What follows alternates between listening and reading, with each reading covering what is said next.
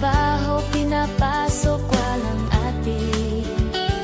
At kahit angong trabaho, di niya inurungan para lang makatulong sa kanyang magulang at kapatid. Pris na mabait na anak, masipag at family-oriented, di kinalimutan ang magulang, lola at kapatid. Ang tanging pangarap, mamang mabigyan ng maganyang buhay ang pamilya.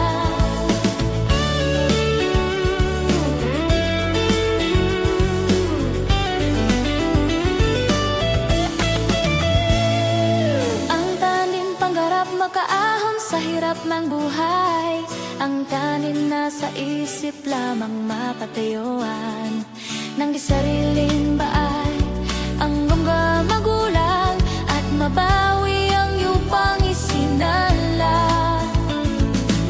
Ikaya Chris na tinanggap alok ni Bibi magtrabaho sa kanya upang magkaroon lamang kahabuhay at magkaroon na isapat na pera ibigay sa magulang at lola. Minsan nalulungkot siya dahil bihira na lang makauwi sa lola niya. At kapatid, Chris na mabait na anak, masipag at family-oriented, di kinalimutan ang magulang, lola at kapatid. Ang tanging pangarap, lamang mabigyan magmanga